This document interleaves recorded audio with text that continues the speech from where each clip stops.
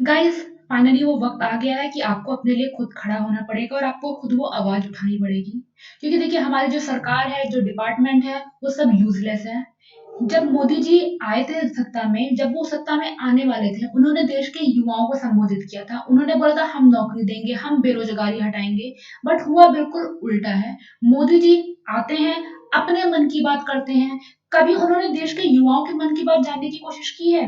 कभी ये सोचा है कि वो क्या हो रहा है, क्या चल रहा है एसएससी में, क्या चल रहा है रेलवे में, क्या देश के युवाओं को नौकरी मिल रही है या नहीं मिल रही है? नहीं। इस सरकार को कोई भी मतलब नहीं है। मतलब हद तो इस लेवल की है कि एसएससी का 2017 की पूरी ज्वाइनिंग तक नहीं हुई है। 2018 का तो रिजल्ट आना छोड़ ही दीजिए। मतलब 700-800 दिन निकल चुके हैं और कोई मतलब नहीं है एसएससी को। वहां जो लोग बैठे हैं वो खा रहे हैं। बेसिकली सारे फ्रॉड कर रहे हैं, सारा स्कैम हो रहा है, सारे पैसे उनके जेब में जा रहे हैं। उन्हें कोई मतलब नहीं है कि जो हमारे देश के युवा हैं वो क्या झेल रहे हैं, वो कैसे अपनी दिक्कतों, अपनी समस्याओं के साथ रह रहे हैं। मतलब जो बच्चा 2-2 3-3 साल प्रिपरेशन कर रहा है, कुछ है ही नहीं उसका, मतलब उसके बारे में सोचना इस देश ने छोड़ दिया है। और सबसे बड़ी और सबसे बकवास चीज है हमारे देश में मीडिया। मतलब ये मीडिया सिर्फ और सिर्फ मसाला परोसती है। पूरे दिन अगर आप न्यूज चैनल चला लीजिए, आज तक चला लीजिए या कोई भी चला लीजिए, उनके पास खबर नहीं होगी। एक ही खबर को अलग अलग रिपोर्टर आकर बार बार दिखाएगी, लेकिन वो देश के युवाओं के बारे में कुछ नहीं दिखा सकते। वो ये नहीं दिखा सकते कि क्या हुआ है, एसएससी का रिजल्ट नहीं आया है। रेलवे, एनटीपीसी, मतलब करोड़ों बच्चे एनटीपीसी का फॉर्म उन्होंने भरा था आज से 1.5 साल पहले। 1.5 साल से जो हमारी रेलवे डिपार्टमेंट है, जो हमारा रेलवे है, जो एग्जाम कराता है, वो एक एजेंसी नहीं ढूंढ पाया। मतलब आप सत्ता में है, सरकार आपकी है, सरकार आप चला रहे हैं, आप सरकार के अंडर काम कर रहे हैं, बट आपको एक एजेंसी नहीं मिल रही है। मतलब हद हो गई है, हद इस सरकार की, इस सरकार के झूठ की और इस सरकार के स्कैम की। मतलब आप इस बात को समझिए कि ये मीडिया क्या करती है। मीडिया को फोर्थ पिलर कहा जाता था। फोर्थ पिलर का मतलब क्या होता था? भाई जो गलत हो रहा है उसको आवाज उठाओ, सरकार तक वो खबर पहुंचाओ। पहुंचाती है ना वो, क्योंकि सरकार को नीट, जीई इसके एग्जाम कराने हैं तो वो उस पर खबर उठाएंगे। बीएड के एग्जाम में क्या हुआ, कितनी खराब व्यवस्था थी, उस पर इन्होंने कोई खबर नहीं उठाई। जो अभी चेंज हुआ है, जो सेट का एग्जाम स्टार्ट हो रहा है, उस पर सवाल उठाया कि इस पैटर्न को कैसे लाया जाएगा। बोल तो दिया गया कि गांव में आपके डिस्ट्रिक्ट में एग्जाम करवाया जाएगा। भैया जब तुम नेशनल लेवल के एग्जाम में इतने स्कैम करवा रहे हो, जब तुमने गांव में एग्जाम कराना शुरू कर दिया तो फर्रे चलने वाले हैं। मतलब आपसे होना कुछ नहीं है, बस आपको क्या करना है, एक चम्मच देना है बच्चों को या सरकार को कि हमने ये कर दिया। अरे भाई, राम मंदिर का 1 महीने बाद काम कर लेते, उससे पहले बच्चों के रिजल्ट तो दे देते। भैया राम मंदिर से मुझे कोई दिक्कत नहीं, मैं खुद भी अयोध्या से आती हूँ। बट बच्चों के रिजल्ट पहले आ जाते थे ना, तो भगवान भी खुश हो जाते हैं।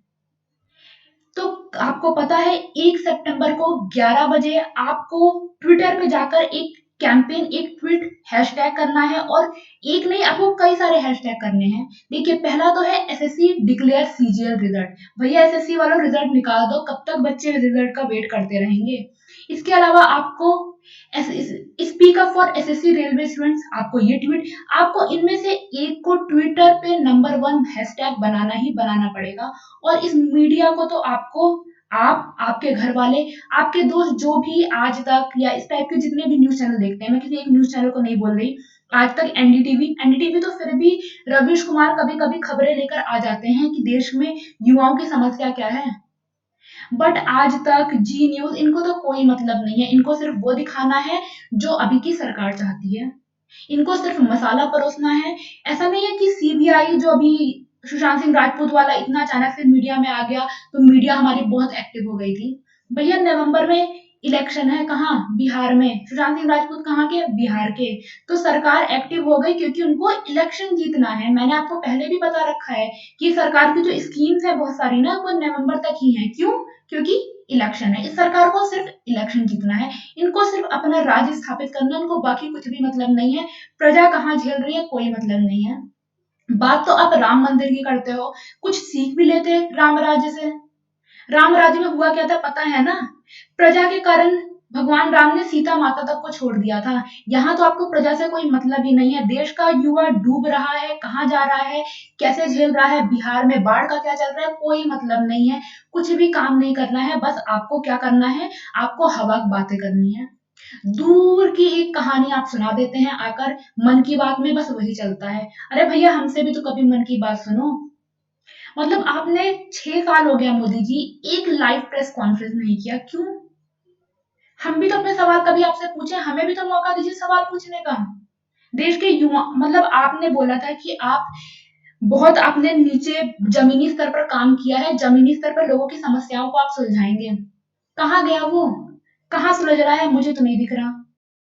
मतलब आप एग्ज़ाम बच्चों के एग्ज़ाम नहीं कंडक्ट करवा पा रहे हैं, आप रेलवे को प्राइवेटाइज़ेशन, पीपीपी पे काम करवाने की बात करने वाले हैं। इतने सारी फीस 1.5 करोड़, 2 करोड़ बच्चों से ले ली है, इतना पैसा चला गया है, कहाँ गया वो? आप एक एजेंसी नहीं कन्फर्म कर पा रहे हैं? ये क्या काम कर रहे हैं लोग आपके अंडर? मोदी जी जो अभी गवर्नमेंट है, देखिए मिनिस्ट्री ऑफ एचआरडी का नाम मिनिस्ट्री ऑफ एजुकेशन करने से शिक्षा का लेवल नहीं बदल जाएगा। उसके लिए काम करना पड़ेगा, तब वो जो मिनिस्ट्री ऑफ एजुकेशन है, जो शिक्षा मंत्रालय है ना, वो शिक्षा मंत्रालय की तरह काम कर पाएगा। तो हमारे देश के जो भी मंत्रीगण हैं, डॉक्टर जितेंद्र सिंह, रमेश पोखरियाल निशंक और स्पेशली हमारे देश के प्राइम मिनिस्टर, जिनको देश के युवाओं ने बहुत उम्मीदों के साथ वोट किया था।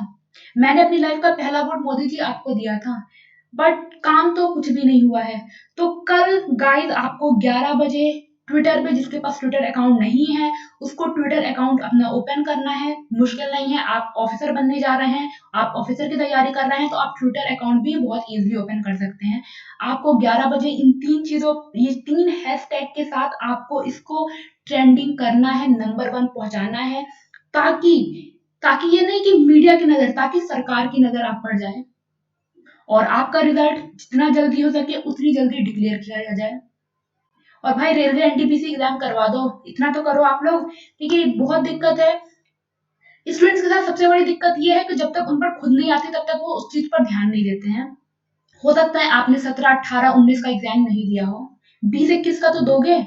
दोगे तो आप भी इसी जगह पर आकर खड़े होगे।